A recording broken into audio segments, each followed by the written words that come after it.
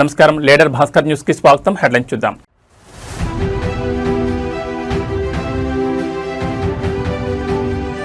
ఉత్తరాంధ్ర దశాబ్దాల కళ సాకారం. భోగాపురం అల్లూరి సీతారామరాజు అంతర్జాతీయ విమానాశ్రయం ప్రారంభించిన ప్రధాని నరేంద్ర మోడీ.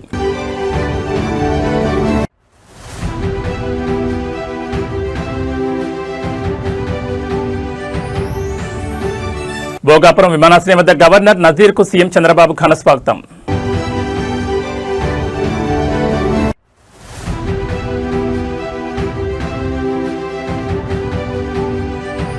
ఆస్ట్రేలియా మంత్రి జూలియన్ హిల్ కు ఏపీలో ఘన స్వాగతం. గన్నవరం ఎయిర్పోర్ట్ లో కలిసిన మంత్రులు లోకేష్, టీజీ భరత్.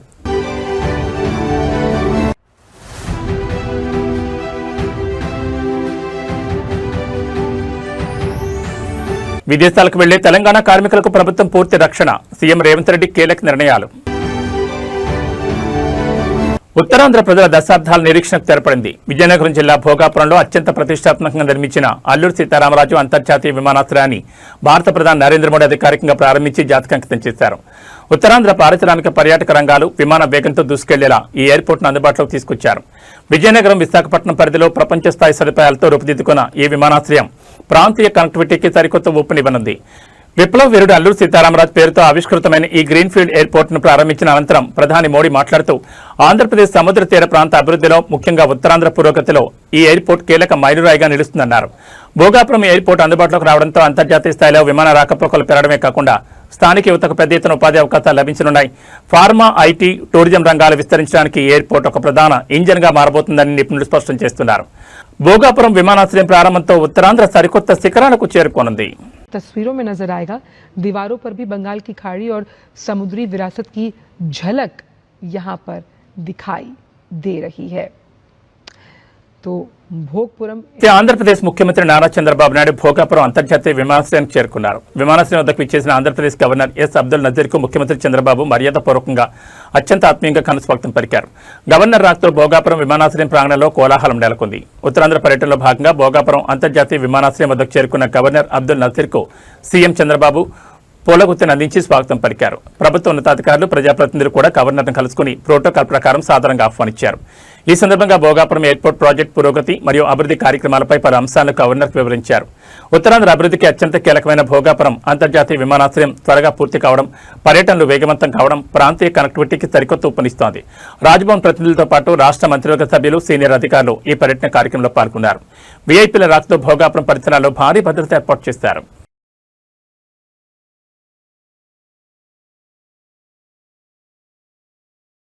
ఆంధ్రప్రదేశ్ రాష్ట్ర పర్యటన నిమిత్తం ఇచ్చేసిన ఆస్ట్రేలియా ప్రభుత్వ అంతర్జాతీయ విద్య, పౌరసత్వం, కస్టమ్స్, సాంస్కృతిక వ్యవహారాల శాఖ సహాయ మంత్రి జూలియన్ హిల్ కు విజయవాడ గన్నవరం విమానాశ్రయంలో ఘన స్వాగతం లభించింది.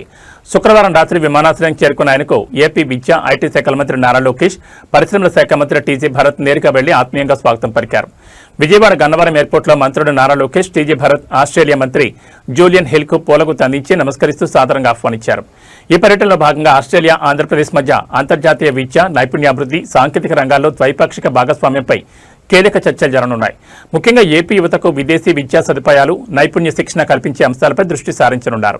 అలాగే పరిశ్రమల రంగానికి సంబంధించి ఆస్ట్రేలియా మ్యాన్ పవర్ కార్పొరేషన్లు, ఐటీ పారిశ్రామిక పెట్టుబడుల సాధనపై మంత్రి టీజీ భరత్, లోకేష్ బృందం ఆస్ట్రేలియా ప్రతినిధులతో ప్రత్యేక సమావేశాలు నిర్వహించనున్నారు.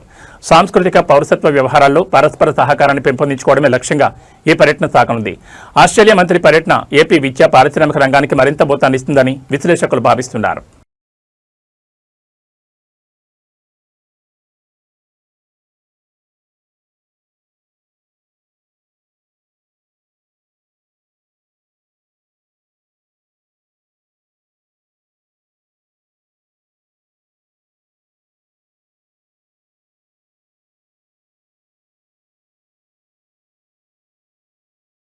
ఉపాధి నిమిత్తం విదేశాలకు వెళ్లే తెలంగాణ కార్మికులకు పూర్తి స్థాయిలో రక్షణ కల్పించేందుకు ప్రభుత్వం విప్లవాత్మక చర్యలు చేపట్టింది.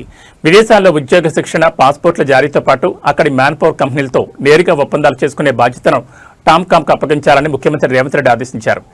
విదేశాలకు వెళ్లేవారు ఏజెంట్ల చేతిలో మోసపోకుండా పర్యవేక్షించేందుకు విశ్రాంత ఐఎఫ్ఎస్ అధికారిని సీఈఓగా నియమిస్తున్నట్లు ప్రకటించారు. మంత్రి వివేక్ వెంకటస్వామి ఉన్నతాధికారులతో సమీక్ష నిర్వహించిన CM Revanth young India skills యూనివర్సిటీలో German, Japanese, Korean, Chinese, Russian భాషలు నేర్పించేలా విదేశీ శిక్షకులతో ప్రత్యేక విభాగాన్ని ఏర్పాటు చేయాలని సూచించారు. బ్లూ కాలర్ ఉద్యోగాలకు వెళ్లే వారికి హెవీ లైట్ వెహికల్ డ్రైవింగ్ శిక్షణ ఇవ్వడంతో పాటు వారికి కూడా ఓవర్సీస్ స్కాలర్షిప్స్ అందించే అంశంపై అధ్యయనం చేయాలని ఆదేశించారు. ఐటీఐ, పాలిటెక్నిక్, ఇంజనీరింగ్ విద్యార్థులకు స్టైఫండ్తో కూడిన ఇంటర్న్షిప్లు కల్పించాలని, ఏటీసీల్లో ఈవీ సర్వీసింగ్, డ్రోన్ టెక్నాలజీ కోర్సులు ప్రవేశపెట్టాలన్నారు. అంతర్జాతీయంగా పెరుగుతున్న డిమాండ్కు అనుగుణంగా నర్సింగ్ కళాశాలకు అనుమతులు విస్తరిస్తామని స్పష్టం చేశారు. రాష్ట్ర యువతకు దేశ విదేశాల్లో మెరుగైన ఉపాధి అవకాశాలు కల్పించడమే లక్ష్యంగా ప్రభుత్వం అడుగులు వేస్తోంది.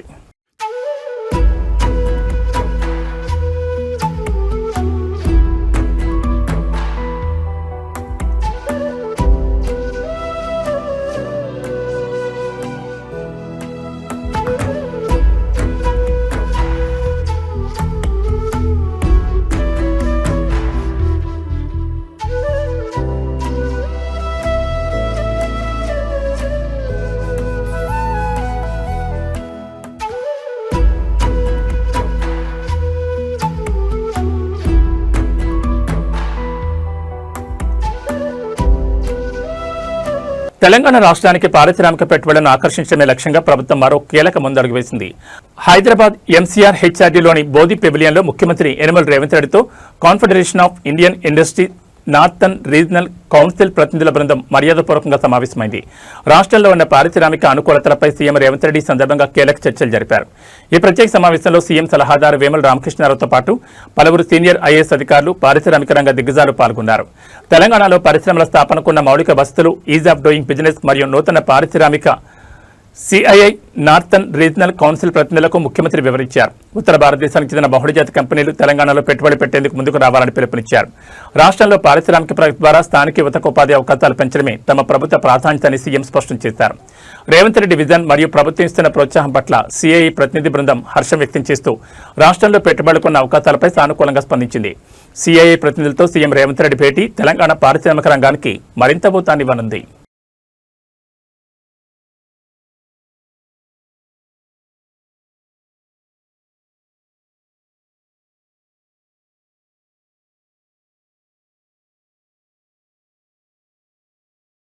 అనకాపల్లి జిల్లా కలెక్టరేట్ వద్ద స్కీమ్ వర్కర్లు చేపట్టిన ఆందోళనతో కలెక్టరేట్ ప్రాంగణం ఒక్కసారిగా దద్దరిల్లింది. కనీస వేతనాల సాధన కోసం వీఓఏ, అంగన్వాడీ, ఆశా మరియు శానిటైజేషన్ వర్కర్లు చేపట్టిన చలో కలెక్టరేట్ పిలుపుతో వందలాది మంది కార్మికులు కలెక్టరేట్ ముట్టడించారు.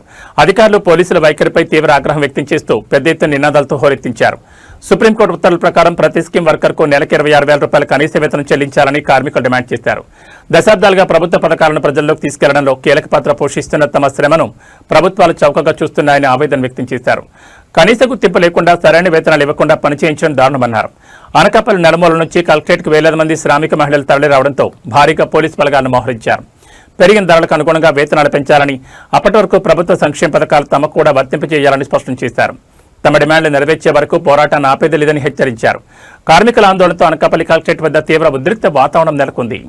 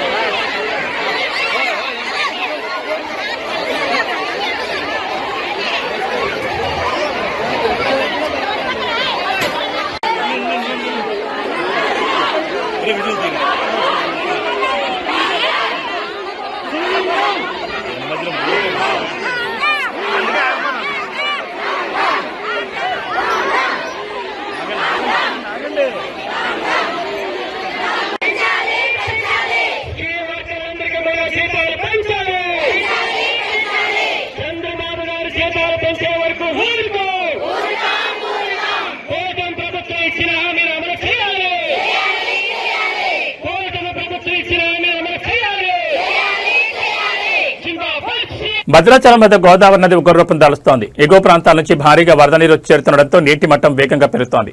ప్రస్తుతం భద్రాచలంలో గోదావరి నీటి మట్టం 48.5 అడుగులకు చేరింది. దీంతో అధికారులు రెండో ప్రమాద హెచ్చరికను కొనసాగిస్తున్నారు.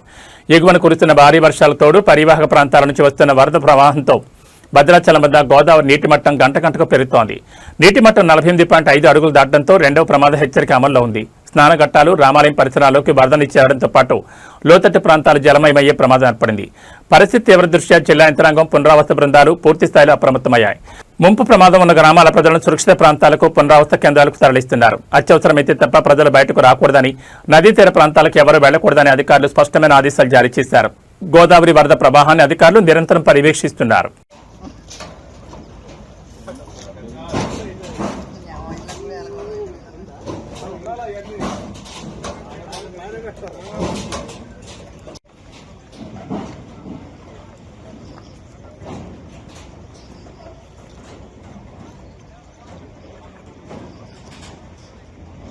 హైదరాబాద్ నగరంలో పత్తికందుల అక్రమ రవాణా ముఠా నిర్వాకం మరోసారి వెలుగులోకి వచ్చింది. కేవలం 4 రోజుల వయసున్న ఆడ పత్తికందును ఏకంగా 5 లక్షల రూపాయలకు విక్రయించేందుకు చేసిన దారుణ ప్రయత్నాన్ని బాలాపూర్ పోలీసులు అత్యంత చాకచక్యంగా అడ్డుకున్నారు. నిందితురాలను అదుపులోకి తీసుకుని పత్తిపాపను సురక్షితంగా రక్షించారు. పత్తిపాప విక్రయంపై సమాచారం అందుకున్న సామాజిక కార్యకర్త సఫియా మాహీ సమయస్ఫూర్తితో బాలాపూర్ పోలీసులను అప్రమత్తం చేశారు. వెంటనే రంగంలో దిగిన పోలీసులు ప్రత్యేక బృందంతో దాడి చేసి విక్రయానికి సిద్ధంగా ఉన్న 4 రోజుల పత్తిపాపను కాపాడారు. ఈ అక్రమ విక్రయానికి పాల్పడిన చాంద్రాయణగుట్టకు చెందిన వహీదా ఖాతున్ అనే మహిళను పోలీసులు అరెస్ట్ చేశారు. పాపను విక్రయించేందుకు యత్నించిన ఈ మహిళ వెనుక పెద్ద చైల్డ్ ట్రాఫికింగ్ గ్యాంగ్ ఏమైనా ఉందా అన్న కోణంలో పోలీసులు విస్తృతంగా విచారణ జరుపుతున్నారు.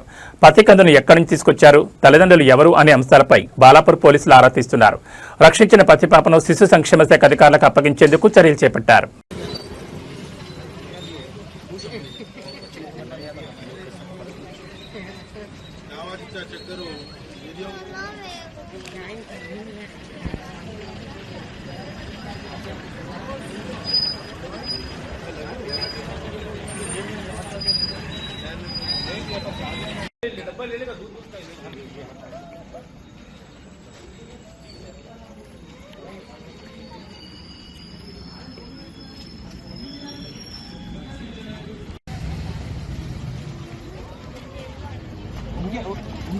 आप भी सामने हो, उनके हाथ में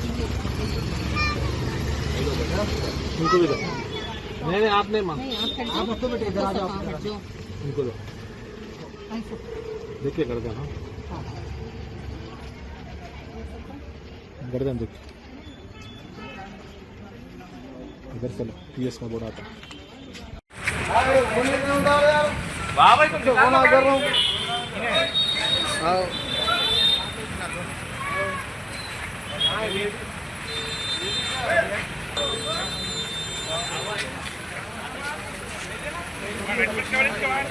తెలంగాణ సంస్కృతి సాంప్రదాయాలకు ప్రత్యేకంగా నిలిచే ఆషాఢ బోనాల ఉత్సవాలకు హైదరాబాద్ పాత బస్తీ సంపూర్ణంగా సిద్ధమైంది. చారిత్రక లాల్ దర్వాజా శ్రీ సింహవాహిని మహంకాళి అమ్మవారి 118వ వార్షికోత్సవాలు అత్యంత వైభవంగా ప్రారంభమయ్యాయి. అమ్మవారి ఉత్సవాల ప్రారంభం సందర్భంగా ఆలయంలో ప్రత్యేక పూజలు, ఆధ్యాత్మిక కార్యక్రమాలు కోలాహలంగా కొనసాగుతున్నాయి. ఉత్సవాల ప్రారంభం సందర్భంగా నగర police commissioner VC Sajjanar, GHMC zonal commissioner Satyanarayana అమ్మవారి ఆలయానికి విచ్చేసి ప్రత్యేక పూజలు నిర్వహించారు. ఆలయ ప్రాంగణంలో సంప్రదాయబద్ధంగా శిఖర పూజ, ధ్వజారోహణ కార్యక్రమాల్లో పాల్గొని అమ్మవారికి ప్రార్థనలు చేశారు. భక్తులకు ఎలాంటి అసౌకర్యం కలగకుండా అన్ని ప్రభుత్వ శాఖల సమన్వయంతో కట్టుదిట్టమైన ఏర్పాట్లు చేశామని అధికారులు తెలిపారు. ఉత్సవాల సందర్భంగా లాల్ దర్వాజా ఆలయ పరిసరాలను రంగురంగుల విద్యుత్ దీపాలు, పుష్పాలంకరణలతో సుందరంగా తీర్చిదిద్దారు. పాత బస్తీ అంతటా ఆధ్యాత్మిక వాతావరణం నెలకొనగా వేలాదిగా తరలివచ్చే భక్తుల రద్దీని దృష్టిలో ఉంచుకుని నగర పోలీసులు భారీ బందోబస్తు మరియు సీసీటీవీ నిఘాను ఏర్పాటు చేశారు. భక్తుల జయజయ ధ్వానాల నడుమ పాత బస్తీ లాల్ దర్వాజా బోనాల ఉత్సవాలు కన్నుల పండుగ సాగుతున్నాయి.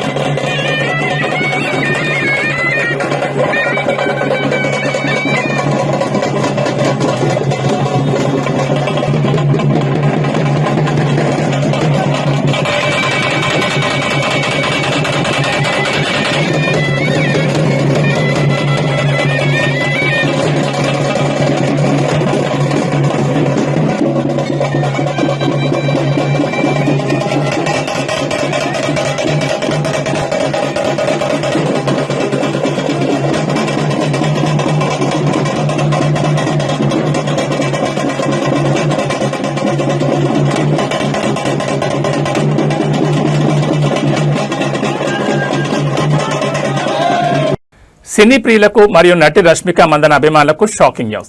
సెట్స్ లో షూటింగ్ జరుగుతుండగా రష్మిక ఊహించని ప్రమాదానికి గురయ్యారు.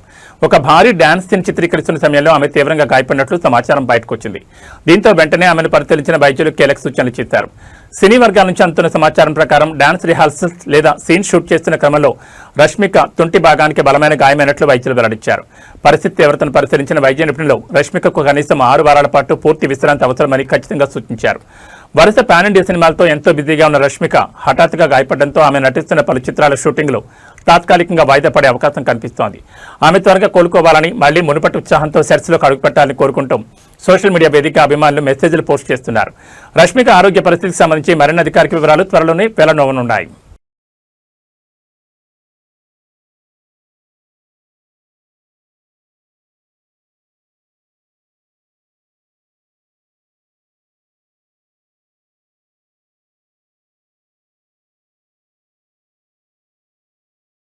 బంగారం కొనుగోలు చేయాలనుకునే వారికి స్వల్ప ఉపశమనం లభించింది. హైదరాబాద్ బులియన్ మార్కెట్లో ఇవాళ బంగారం ధరలు స్వల్పంగా తగ్గుముఖం పట్టాయి.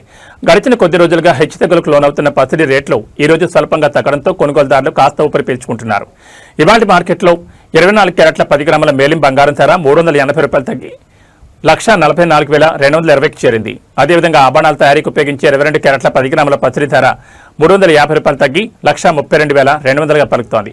అంతర్జాతీయ మార్కెట్ సంకేతాలు రూపాయి విలువలో మార్పుల కారణంగానే ఈ స్వల్ప తగ్గుదల నమోదైనట్లు మార్కెట్ వర్గాలు చెబుతున్నాయి. ఇక వెండి విషయానికి వస్తే కేజీ వెండి ధర ప్రస్తుతం 2,35,000 వద్ద స్థిరంగా కొనసాగుతోంది.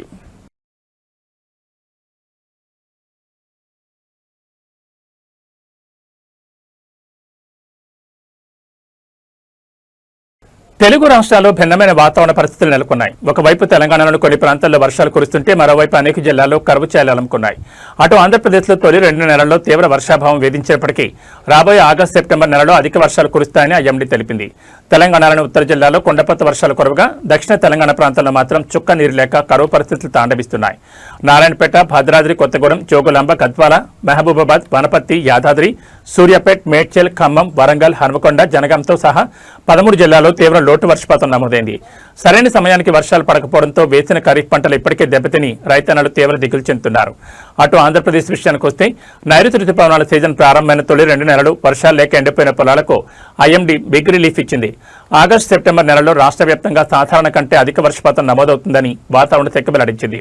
విశాఖపట్నం, అనకాపల్లి, తూర్పుగోదావరి, గుంటూరు, బాపట్ల మినహా మిగిలిన అన్ని జిల్లాల్లో సంతృప్తికరంగా వానలు పడతాయని అంచనా వేసింది. ఆగస్టులో పడబోయే వర్షాలు ఖరీఫ్ పంటలకు ప్రాణవాహిగా మారనున్నాయి.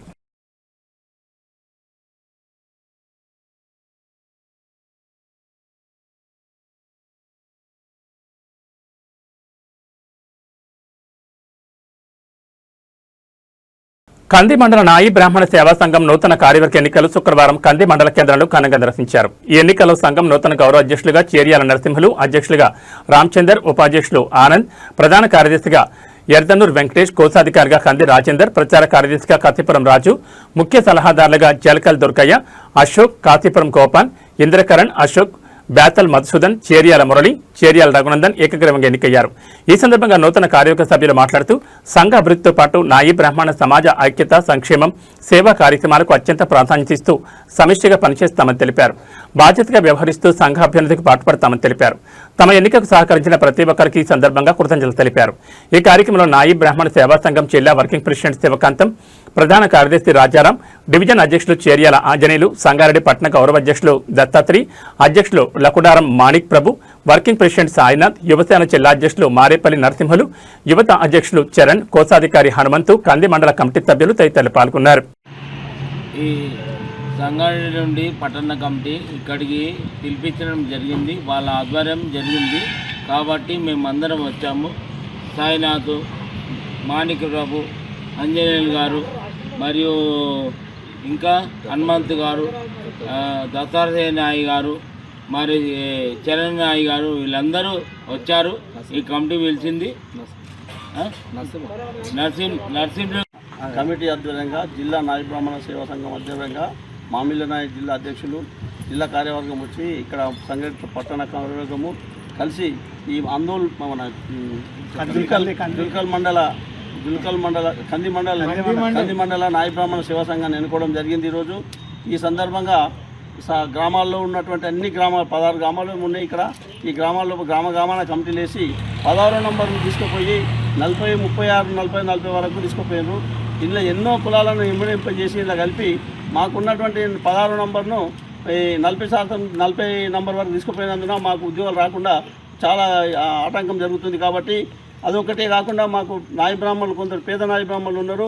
వాళ్ళకి ఈ భూదాన్ ట్రస్ట్ ఉన్నటువంటి స్థలాల లోపల ఇళ్ల స్థలాలు ఇప్పించాలని చెప్పి కోరుతున్నాము. మరి ఇంకా మా యొక్క విద్యావంతులకు విద్యార్థులకు హాస్టల్ వసతి కల్పించాలని కోరుతున్నాము. ఇంకా వీటన్నిటిపైన మా రాష్ట్ర నాయకులు పాల్వాయి శ్రీనివాస్ గారి ఆధ్వర్యంలో మేము పెద్ద ఎత్తున కమిటీలు తీసుకొని జిల్లా లెవెల్ మండల లెవెల్ నాయ బ్రాహ్మణ ఇక్కడ ఉన్నటువంటి నా కుల ఆత్మ బంధువులందరికీ నూతనంగా ఎన్నుకోబడిన ఇక్కడ ఉన్న కమిటీకి, అలాగే ఈ కమిటీ నూతనంగా ఏర్పడడానికి కష్టపడ్డ నా కుల బంధువులందరికీ శుభాభివందనాలు తెలియజేస్తూ, అయితే వాస్తవానికి కూడా ఇంతకుముందు ప్రభుత్వం కూడా ఫెడరేషన్ అని చెప్పింది. ఫెడరేషన్ అని చెప్పి లోన్లు ఈ నాయ బ్రాహ్మణ కులానికి ఈ ప్రభుత్వాన్ని నేను ప్రశ్నిస్తున్న సూటిగానే, మా నాయ బ్రాహ్మణ కులానికి ఫెడరేషన్ వద్దా, లేకుంటే మాది కులం తెలంగాణలో లేదా, మా ఓట్లు లేవా, పోనీ మా ఓటు శాతం ఏమైనా తక్కువ ఉంది అనిపిస్తుందా? ఫెడరేషన్ ఎందుకు ఇస్తలేరు చైర్మన్? అన్ని ఫెడరేషన్లకు చైర్మన్ అని ప్రతి కులానికి చైర్మన్ ఇచ్చారన్న. ఆల్మోస్ట్ మన నాయ బ్రాహ్మణ సంఘము అసలు ఆ ఫెడరేషనే లేదు. ఆ ఫెడరేషన్ గురించి ఫస్ట్ కొట్లాడాలి మనం. ఈ రాష్ట్ర నాయకులు ఏం చేస్తారో తెలియదు, కానీ ఇక వాళ్ళు ఎంతమంది ఉన్నారో మనకు తెలియదు. మనమైతే ఈ డిస్టిక్ నుంచి ఏ రాష్ట్ర నాయకుడు ఏ సంఘాన్ని అక్కడ ఉన్నటువంటి మాట్లాడడానికి ఎవరైనా మినిస్టర్ కలుద్దాము ఫెడరేషన్ గురించి అంటే కూడా మేమందరం సిద్ధంగా ఉన్నామని చెప్పి ఇప్పటిదాకా అన్న చెప్పిండు. 16వ నంబరు 40వ నంబర్ తీసుకోండి. ఇది బాగా మనలో చిన్న చూపు చూడడం అంటే ఇదే. ఇక వీళ్ళు ఏం పనికిరాదు, వీళ్ళు అడిగేటోళ్ళు లేడు, చట్టసభలలో వీని గురించి మాట్లాడేటోళ్ళు లేడు, సంఘం గురించి. ఇది ఒకటి బాగా ఎక్కువైతుంది. అందు గురించి నేను చెప్తున్నా, చట్టసభలో కూడా మేము చెప్తున్నాను కదా, చట్టసభలో ఏడ మాట్లాడమంటే ఆడ మాట్లాడడానికి మాట రాక కాదు, గౌరవిస్తున్నాం ప్రతి ఒక్కరిని. సంగారెడ్డి జిల్లా పుల్కల్ మండలంలో దారుణం జరిగింది. ఎస్సీటిక్యాల శివార్లో ఓ యువకుడు దారుణ హత్యకు గురయ్యాడు. శుక్రవారం అర్ధరాత్రి సమయంలో గుర్తెలియని వ్యక్తులు యువకుని హత్య చేసినట్లు స్థానికులు అనుమానిస్తున్నారు.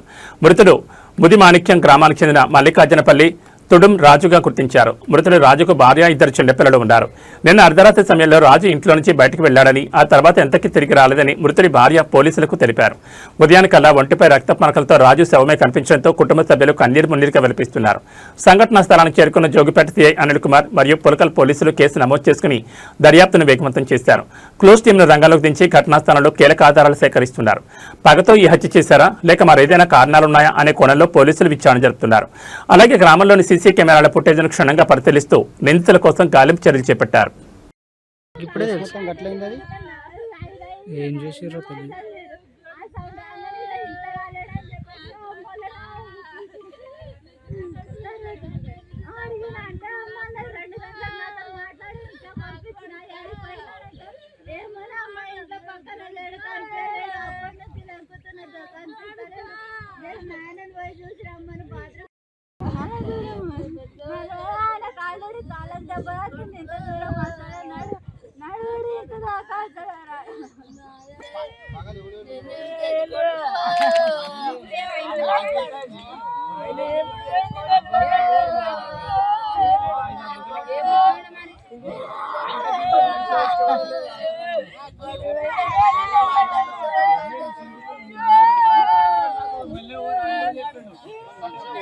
ఏబీ బులెటిన్ విశేషాలు. నమస్కారం.